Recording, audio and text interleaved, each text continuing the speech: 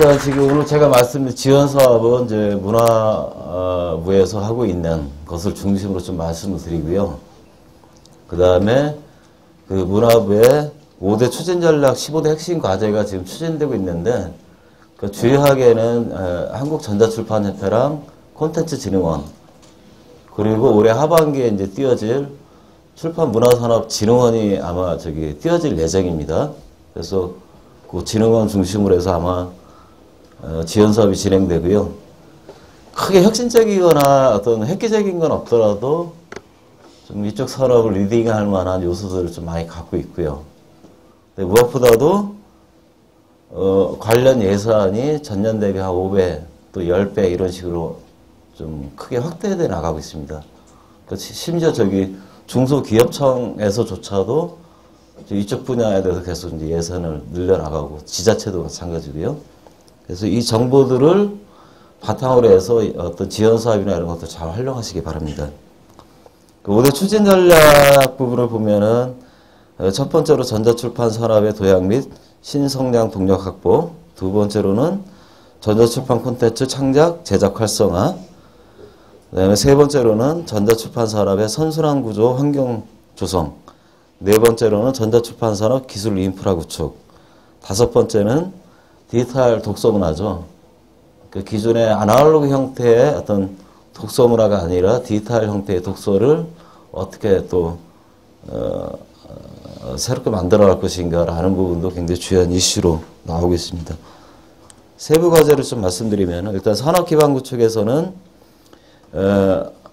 그 산업 관련 법령이 지금 정비가 되고 있습니다. 그래서 출판산업진흥법에 소위 전자출판 부분들이 상당히 좀 개선되고 있고요. 저작권법도 마찬가지고, 그 다음에 뭐 전자출판산업진흥협의회 설치해갖고 여러 제단체들이 소위 어떤 이해관계나 이런 것들을 조절해 나가고, 요거는 올해 2월부터 전자출판산업 포럼이라고 그 문화부에 설치가 됐어요. 그래서 한 12명 정도 위원들이 참여해가지고 좀 의견을 조율해 나가고 있고요. 그 다음에 기존 출판사의 전자출판 사업 진출 지원. 그래서 그 종이책 만들 때 그 동시에 이제 전자책 만들 경우에 그 관련 제작비를 지원하는 게 계속 확대가 되고 있습니다. 그 다음에 이제 인력 양성. 특히 지금 인력 양성 문제가 굉장히 이슈가 되고 있는데, 왜 그러냐면은 작년부터 갑자기 커지고 있어요, 이쪽 산업이.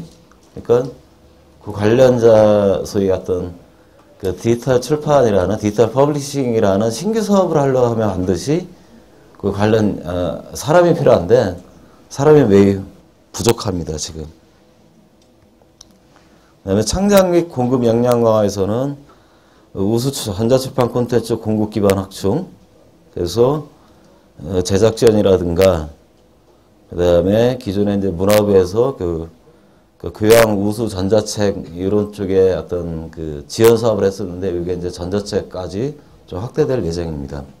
그 다음에 어떤 해외 수출을 위한 어떤 번역 부분이라는 지원들이 아마 확대될 예정이고요. 그 다음에 디지털 저자 발굴. 그래서 디지털 작가상이 5년 전부터 제정돼서 지금 진행이 되고 있습니다.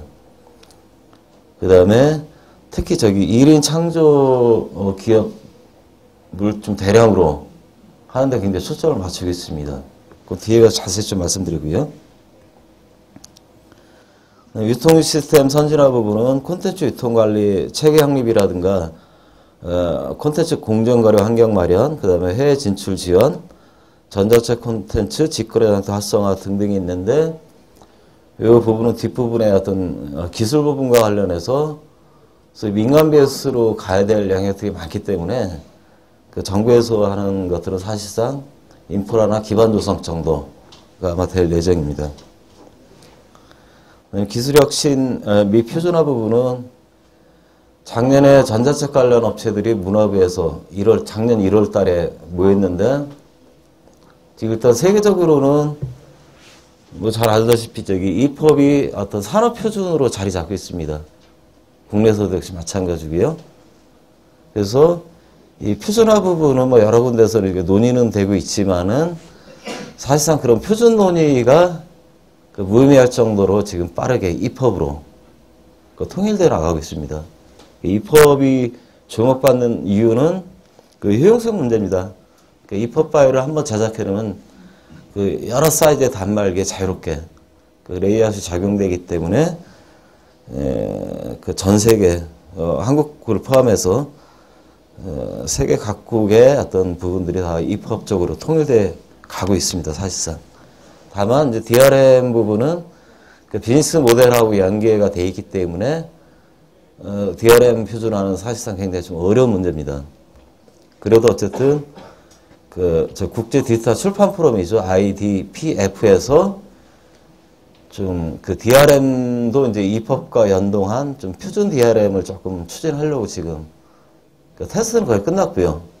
그래서 입법도 하나의 표준 규약인데 DRM도 하나의 표준 규약이 있으면은 각각의 비즈니스 모델을 해치지 않고 독자성을 존중하면서도 좀 DRM을 좀 표준화할 수 있는 길이 아마 올해부터 좀 열리지 않을까라는 좀 기대를 갖고 있습니다. 근데 어쨌든 기술혁신이나 유통 어떤 관련 표준화 부분은 정부나 어떤 기관에서 하기보다는 이미 산업에서 빠르게 정착이 돼가고 있다는 것 좀 말씀드리고요.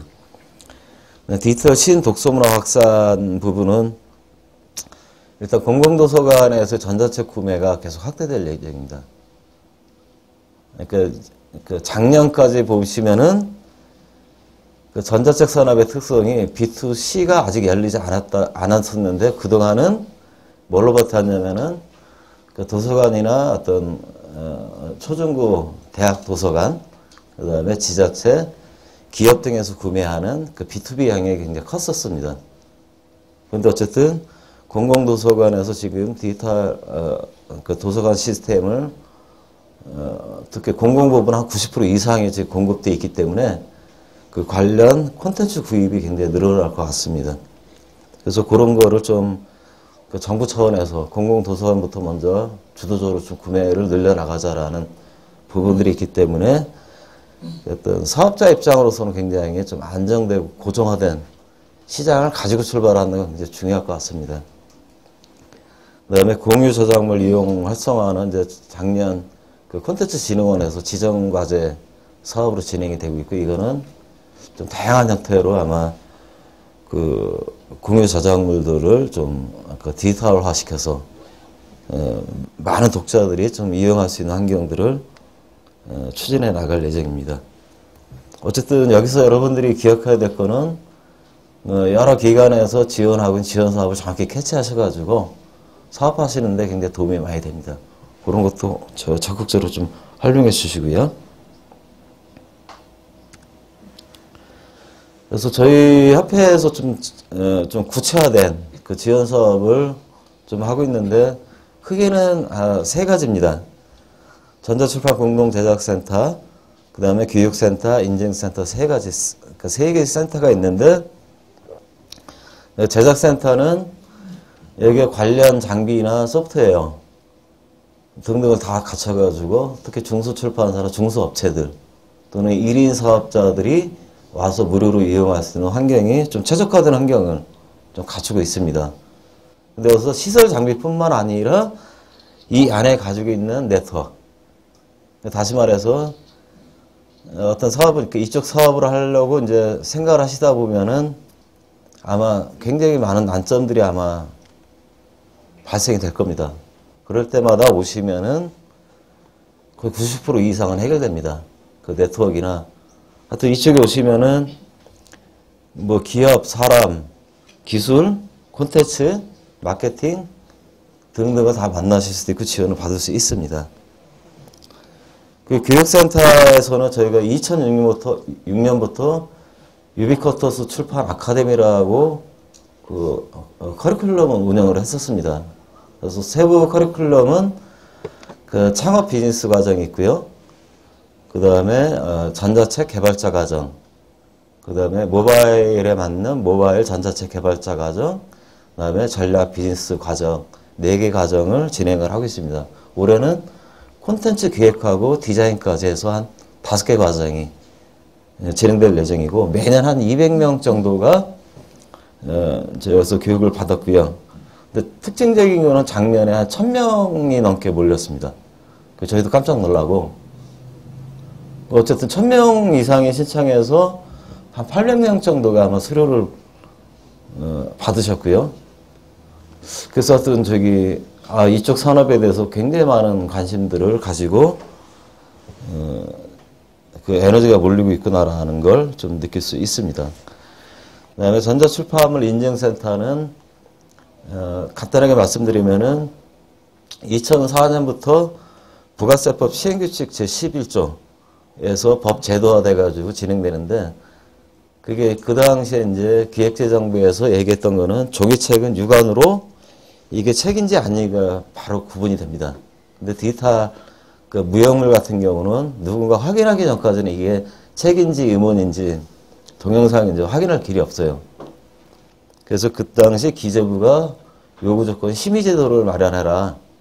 그러면은 그 전자책도 이제 부가세 면세에 포함을 시켜주겠다라고 해서 2004년 7월부터 시행돼 가지고 현재까지 한 250만 건 정도가 인증을 받았습니다. 그래서 한 1,400개 업체들이 면세 혜택을 받고 있고요. 이거는 부가세 면세를 좀 받고자 하는 분들은 좀 적극 활용해도 좋을 것 같습니다. 뭐 기타 지원 사업으로 하여튼 이쪽에 오시면은 모든 네트워크들이 갖춰 있기 때문에 많이 이용을 하시고 아까 말씀드렸던 두 개 홈페이지 저희 협회 홈페이지랑 그 책의 미래라는 그 사이트에 오시면은 많은 도움을 받을 수 있다고 좀 판단 들고 그래서 저희 그 센터 내에서는 특히 기업 간 교류가 굉장히 다양하게 이루어지고 있습니다. 예를 들면은 앱 개발 업체하고 출판사하고 그 연동을 해가지고 어떤 수익시의 형태의 어떤 그 모델들을 계속 만들어 주거나 어떤 그런 것들을 지원을 끊임없이 하고 있습니다. 그래서 저희 홈페이지 가시면은 이제 구체적으로 그 이용 현황이나 그 이용 방법을 갖다가 참조할 수 있고요. 이제 좀 본론으로 들어가겠습니다. 이게 수치가 있는데 이제 첫 번째 1번 수치는 종이책입니다. 종이책 수치. 10년 전에 종이책 출판 시장이 한 4조 5천억 정도 됐었죠. 근데 지금 현재는 한 1조 5천억 정도로 계속 감소 추세에 있습니다. 마이너스 19%는 2008년도 기준 그 교보문고의 종이책 감소 추이입니다. 근데 지금 더 빠르게 더 감소가 되고 있죠. 8.7%는 뭐냐면은 그 작년 기준으로 했을 때 국내 등록 출판사가 한 3만 개가 넘었었습니다. 근데 거기서 실제 출간 활동을 하는 종이책 출간 활동하는 비율이 8.7%고 91.3%는 무실적 출판사입니다. 이게 왜 그러냐면은 종이책은 신간을 내가지고 유통사에서 미리 성금을 당겨 쓰는 형태입니다. 그래서 계속 신간을 내줘야 이 순환이 됩니다. 돈이. 현금이. 그래서 하여튼 실튼 좋든 한 달에 한 권씩은 내야 그 존재감을 알릴 수가 있고 버틸 수가 있어요. 근데 예전에는 10년 전에 보면은 보통 4,000부, 5,000부 찍었어요. 초판을. 근데 지금은 한 500부, 1,000부 찍습니다. 안 나가니까. 그리고 언제부턴가 출판사 차려갖고 책 내면은 이제 로또라고 이래요. 로또, 베스트셀러는. 로또보다 더 힘들다고 그래요. 근데 그 로또를 쫓고 굉장히 중수출판사들이 굉장히 많이 했는데 결국은 시장에서 살아남지 못하고 계속 도태돼 가고 있는 과정인 것 같아요. 그래서 지금 실제 출판 시장을 움직이는 건 한 300여 개의 메이저 출판사들이 사실상 움직인다고 보시면 됩니다. 그리고 제작비가 보통 한 2천만 원, 3천만 원 한 건당 그게 이제 마케팅 비용입니다. 그러니까 마케팅 비용을 들이지 않으면은 서점의 매대나 뭐 기타 등등에서 계속 뭐랄까 신간 나오기도 그러니까 나와서 올려지자마자 이제 뒤로 밀려버리죠. 그래서 굉장히 힘든 사업 중에 하나가 돼버렸어요. 그래서 대표적인 그 고비용 저효율 산업이다. 종이책 산업이 이렇게 얘기들을 하고 있습니다. 그러니까 답이 없죠. 답이. 두 번째는 전자책에 관한 수치입니다.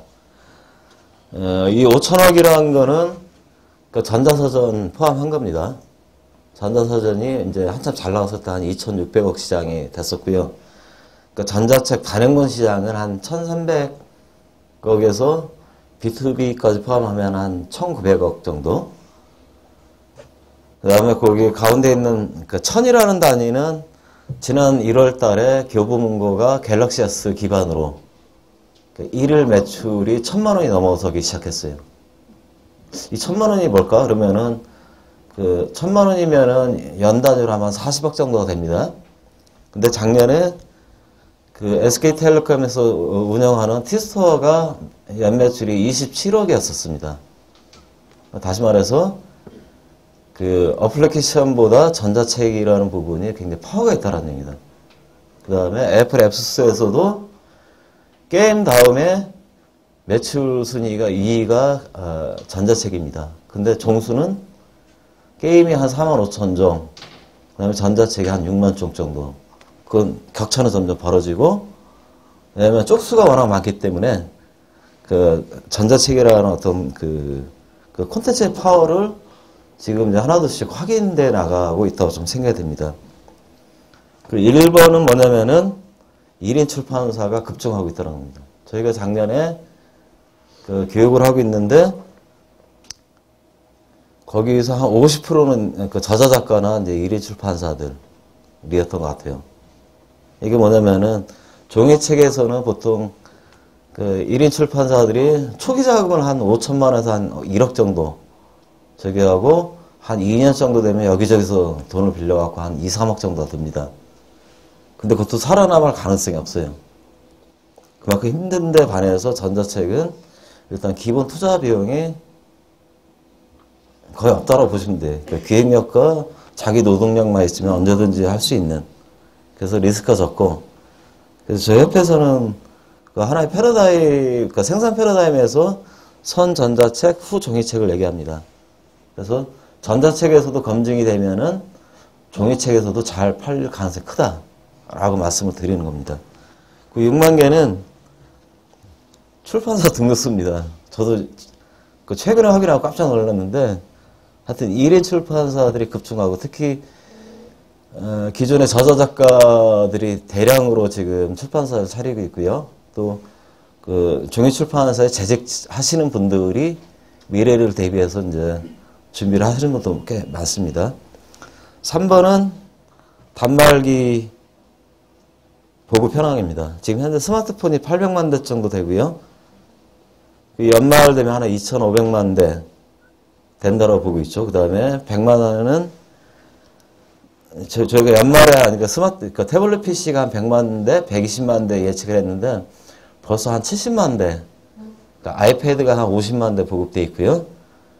그 다음에 갤럭시 탭이 한 20만 대, 벌써 70만 대가 보급되어 있다고 보시면 됩니다. 국내에. 연말 되고 아이패드 이번에 2 나오고 그 각종 태블릿 PC가 쏟아지면은 저희가 예측한 것보다 더 훨씬 상회하는 단말기 보급 대수가 아마 진행이 될 것 같습니다. 4번은 이거 회의시장 동향입니다. 200억 달러는 중국 작년 기준 중국 그 시장 규모입니다. 전자책 시장 규모. 10억 달러는 미국이고요. 650억에는 일본입니다. 그 다음에 5.8억 불. 이거는 이제 영국의 피어슨사가 낸 매출이고 그 중에 3분의 2가 디지털 부분에서 발생이 됐다는 겁니다. 그 시간 관계상 저기 간단하게 말씀드리면은 지금 그러니까 책의 역사로 보면은 지금 전자책은 그러니까 4차 혁신에 좀 해당된다고 보고 그거는 저기 책이라는 어떤 존재가 생겼을 때부터 계속 끊임없이 테크놀로지 혁신들을 이루고 있다라는 걸 말씀을 드리는 겁니다. 그래서 우리가 책 하면은 이꼬르 그 종이책으로 생각했는데 종이책이나 이런 것들을 하나의 긴 역사로 보면은 테크놀로지의 하나의 표현이다 라고 보시면 될 것 같습니다. 월드 와이드 웹의 그 시발이 뭐였었냐면은 지금부터 10년 전에 스위스인가 스웨덴인가 같은 스위스죠. 스위스에 7천여 명의 과학자들이 모입니다. 그 우주의 근원인 블랙홀 실험을 위해서. 지금 실제 블랙홀 장치를 만들어 갖고 지금 시험을 하고 있죠. 근데 하여튼 10년 전에 이제 처음에 모입니다. 근데 이들이 이제 그 회의가 끝난 다음에 각국으로 돌아갔는데 이들 간의 어떤 그 정보 교류, 커뮤니티를 해야 되는데 이 물리적 한계 때문에 방법이 없었어요. 그래서 그 당시에 팀 버너스-리 등이 그 월드 와이드 웹을 창안한 겁니다. 그 7,000명 간의 네트워크를 어떻게 실시간으로 할 것인가. 그 기반에서 일단 파일 송수신 장치로 시작이 됐다가 HTML 규약이 나오면서 웹 퍼블리싱이 시작된 거죠. 그래서 10년 전부터 끊임없이 인터넷은 계속 발전돼 가고 있는데 종이책은 계속 감소된다고 그러게. 근데 그 얘기는 뭐냐면은 웹 퍼블리싱이 이미 종이책보다 더 매력적인 콘텐츠를 생산해내고 있다는 건 분명합니다. 그래서 앞으로 웹 퍼블리싱에서 그 모바일 퍼블리싱으로 지금 이동되고 있는데 이 부분에서는 그동안은 어떤 무료 개념으로 웹 퍼블리싱은 거의 이제 무료 개념으로 진행되었다가 지금은 이제 본격적으로 유료 단위로 지금 진화돼 가고 있는 겁니다.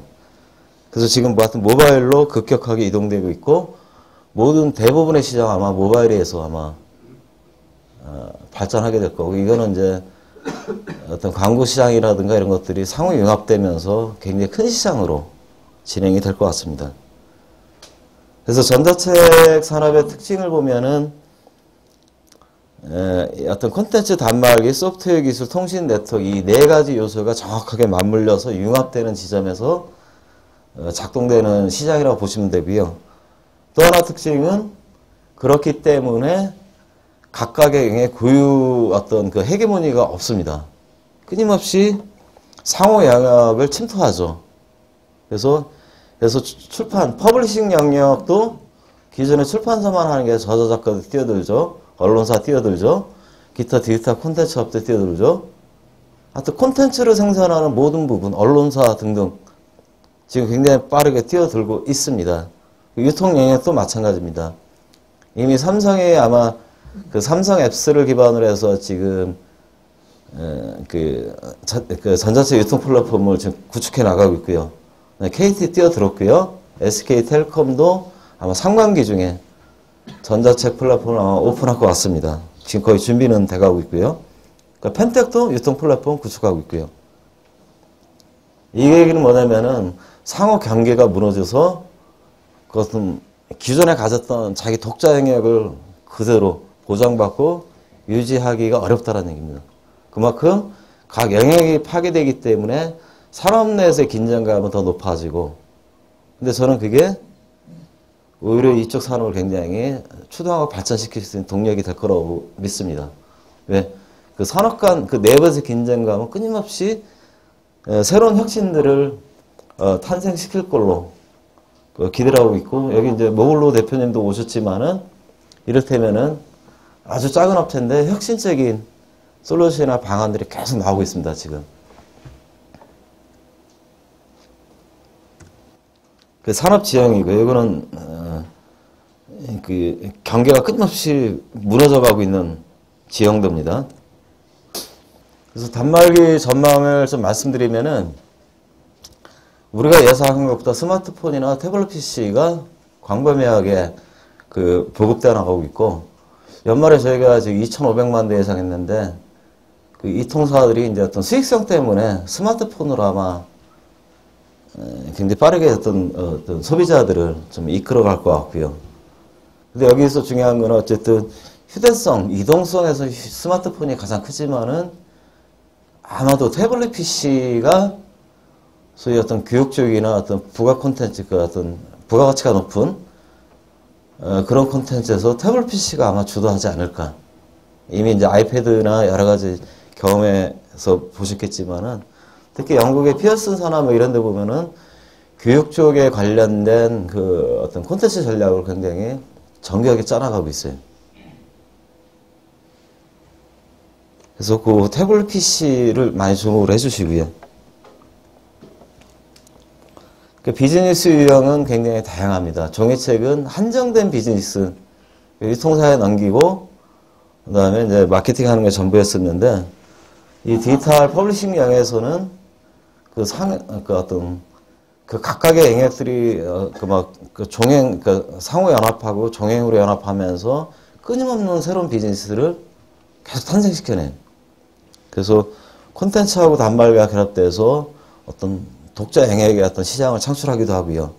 B2B 시장도 있고, B2B 시장도 있는데, 특히나 이제, 곧 아마 유통 플랫폼이 이제 구글 이북스나, 그 애플의 아이북스나, 경우에 따라 킨들, 아마존 킨들까지도, 그 이제 어떤 한국 계정이 생겨버리면은, 어떤 유통 플랫폼 간의 국가 간 경계가 사실 사라지는 거죠. 그래서, 유통 플랫폼에서 글로벌 시장 쪽이 굉장히 주목할 만하다. 그건 왜 그러냐면은 그 우리나라 내수 시장은 굉장히 작습니다. 그래서 그 저희가 계속 강조를 하는 게 내수 시장을 내주더라도 글로벌을 확보하면 오히려 우리한테 더 이득이다. 쉽게 말해서 저희가 어떤 그 다국어 글로벌 프로젝트를 지금 진행하고 있는 업체들하고 12개 업체 대상으로 이제 시장 조사를 하고 있는데, 그거 뭐냐면은 삼성 스마트 TV하고 그 전자책, 그 다국어, 그 동화 전자책이죠. 그걸 해가지고 이제 팔 경우에 내수 시장의 42배가 나오고 있어요. 그래서 그걸 저희가 확인하는 순간 굉장히 흥분했어요. 그래서 오히려 이 어떤 유통 플랫폼의 국가 간 경계가 무너진다는 건 우리한테 오히려 굉장히 좋은 기회다라고 저는 생각합니다. 실제 지금 1인 창업하시는 분들이 자기 소설을 영문으로 번역해서 아마존 킨들하고 아이북스에 지금 올려나온 속도가 굉장히 빨라지고 있어요. 근데 어쨌든 그 아이북스든 킨들에서든 간에 거기서 한번 뜨면은 그 수익은 내수 시장에서 벌어들인 것 이상으로 굉장히 막대할 걸로 예상하고 있습니다. 그래서 글로벌 산업지형 보면은 이제 유럽은 그 데이터베이스 퍼블리싱이죠. 그쪽 산업이 굉장히 발전되어 있는 나라입니다. 그래서 소위 어떤 종이책 콘텐츠를 분절화돼서 그걸 하나의 데이터베이스로 와서 종횡으로 묶어갖고 만들어 파는 법을 압니다. 그래서 굉장히 이런 점에 강점이 있고, 특히 여기에서 디지털 퍼블리싱에서 하나의 좀 선도적인 역할을 하고 있는 데가 이제 독일 프랑크푸르트 도서전이죠. 그래서 매년 뭐 저도 참여를 하지만은 갈 때마다 놀랍니다. 그 변화 속도가 굉장히 빠르고. 그 중국은 그 방장이라는 회사 있고, 우리나라로 치면은 이제 삼성전자 같은 IT 업체인데 대표적인 그 방장의 자회사가 있어요. 방장 아파바이라고. 걔네는 그러니까 아파바이라는 독자 포맷을 가지고 있어요. 근데 시장 점유율이 92%인가 그래요. 거의 과독점. 근데 어쨌든 작년 기준으로 시장이 200억 불입니다. 미국의 20배. 그래서 중국이 뭐 하면은 아주 전 세계에서 다 올립니다. 부럽기도 하지만은 좀 정상적인 시장은 아니죠. 과독점 92%라는 거는. 일본은 지금 10년 전에 굉장히 한국을 불허했었는데, 얘네들이 저기 그 초고속 통신망 때문에, 그 다음에 IT 붐이나 이런 거 굉장히 불허했는데, 얘네들이 NTT 도코모를 중심으로 망을 개방해버려요. 그래서 지금 모바일 강국이죠. 특히 모바일 콘텐츠 강국. 그래서 공식, 비공식 포함해서 한 10만 개 콘텐츠 프로바이더들이 활동하고 있고요. 간단하게 말씀드리면 모바일 소설이라고 지금 아마추어 작가들이 쏟아내는 부분에 1위 작가가 있어요. 그 작가가 한 해 벌어들인 게 500억 원입니다. 우리나라 1위 단행본 출판사가 웅진 싱크빅이에요. 거기 한 3, 40개 인프린터가 작동되는 시스템인데 거기가 한 700억 정도 됩니다. 연매출이 단행본. 근데 그 제작비 띄고 뭐 띄고 하면은 BP가 상당히 낮아요. 근데 어쨌든 그 모바일 소설 1위 작가 한 사람이 벌어들이는 500억이냐는 그 시장 규모가 아마 대충 판단이 될 겁니다. 미국은 뭐 두말할 거 없이 디지털 퍼블리싱의 선도적 가치, 혁신적 가치가 끊임없이 나오는 곳입니다. 그 수혜를 전 세계가 다 받고 있고 한국도 그걸 바탕으로 해서 계속 좀 어떤 새로운 비즈 모델을 좀 창출하려고 노력을 하고 있죠. 그래도 한국이 어떻게 보면은 이제 IT 후진국이 돼버렸는데 모바일은 더더욱 그거는 저 이통삼사 과독점 체계 때문에 가져온 결과입니다. 근데도 어쨌든 외국 나가면은 그러니까 삼성이나 LG 같은 기업에서의 어떤 단말기 혁신에 대해서는 굉장히 부러워합니다. 그래서 한국 경제도 가능성이 크다라고 좀 생각이 들고요. 이건 피어슨사가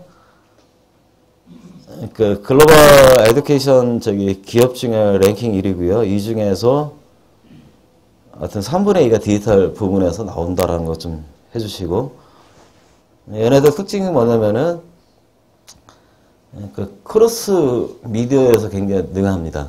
그래서 각각의 어떤 전략들을 잘 잡고 많은 준비들을 하고 있어요. 특히나 이 크로스 미디어의 핵심적인 부분이 교육 쪽입니다. 교육 부분에서 상당히, 그러니까 뭐 펭귄 그룹이나 이런 데서 나오는 전자책 앱이 단순하게 앱이 아니고요. 그 뒤에 있는 거대 교육 시장을 장악하기 위한 일종의 테스트입니다. 그런 흐름들을 잘 보시고요.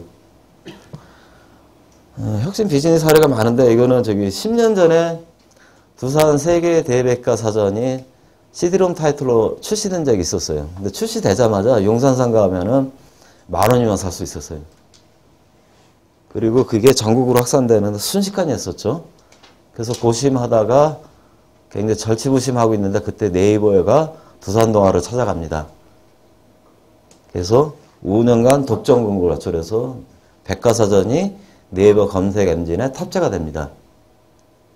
그래서 그 당시 5년간 독점 공급을 한 150억 정도로 좀 알고 있는데, 어쨌든 절치부심하던 두산동화한테는 새로운 그 사업을 갖다가 부활시킬 수 있는 어떤 동력을 얻게 됐고, 네이버는 그 당시에 포털 후발주자였었는데 그 백과사전 그 검색 엔진 터치하면서 갑자기 초등들이 숙제하려면 다 모입니다. 글로. 그 다음에 중등도 모이고 학부모도 가고 대학생도 가고, 갑자기 후발주자였다가 이 백과사전 하나 때문에 트래픽이 순식간에 올라갑니다. 그리고 1, 2년 뒤에 결국 1위로 올라가죠. 이건 대단한 혁신적인 전목입니다. 근데 앞으로 디지털 퍼블리싱 영역에서 이런 경우가 굉장히 많다라고 좀 말씀을 드립니다. 이거는 나중에 자료로 좀 확인하시고요. 유통 전략은 어쨌든 굉장히 다양하다는 거. 그 다음에 이 속에서 어떤 창조적인 혁신적인 접근을 하느냐에 따라서 굉장히 다양한 비즈니스 유형들이 나올 수 있다는 겁니다. 그래서 이건 주로 이제 창업하시는 분이나 이제 분들한테 이제 좀 권해드리는 방법인데, 일단은 1차 구도하는 각각의 유통 특성, 산업 특성을 정확히 이해하시면은 그 기반의 정보를 가지고 2차 구도할 수 있는 길이 열립니다. 그걸 빨리 준비하셨으면 하고요. 그 개발 이슈는 굉장히 많은데, 일단은 이펍에 주목을 해주시고요. 그 다음에 앱은 지금 개발 비용이 많이 듭니다. 근데 조만간 조금만 기다리시면은 그 웬간한 앱은 그 자동으로 개발하는 툴들이 지금 나오고 있어요. 그래서 지금 뭐 1,000만 원, 2,000만 원 들이실 게 아니라 이렇게 1, 20만 원 들여서 앱 개발하는 때가 곧 상반기 안에 옵니다. 많은 업체들이. 그 이펍은 지금 현재 텍스트하고 이미지 중심이긴 하지만은 올해 아마 5월이면은 이펍 3.0에 관한 그 규약이 아마 나올 것 같아요. 그러면은 그 HTML5하고 호환성 때문에 아마 기본적인 멀티미디어 요소들은 다 표현을 가능합니다. 앞으로. 그래서 이 법에 많이 주목을 하시고 대비를 해주시면 좋을 것 같습니다. 뭐 이제 1인 창업 사례 같은 거 들고 이제 체계밀에 가보시면은 좀 자세하게 좀 나와 있습니다. 그 유통 채널별 베스트셀러를 저희가 일주일 단위로 계속 체크를 하고 있는데 하여튼 흥미로운 거는 획일화가 안 돼 있습니다. 각 유통 채널별로 베스트셀러 어떤 유형과 양태가 다 다릅니다. 이 얘기는 그만큼 어떤 독자들의 어떤 기호가, 문화적 기호가 굉장히 다양화되어 있다는 거. 이건 앞으로 전자책 콘텐츠 발전에 굉장히 중요한 아마 모티브가 되지 않을까라고 저희는 생각합니다. 이거는 이제 각각 유통사들하고 직계약할 수 있는 연락처들입니다. 이거는 그 책의 미래 자료실에다가 올려놓도록 하시니까 참조하시고요. 이상으로 제가 강연을 마치고 너무 짧은 시간인데 감사합니다.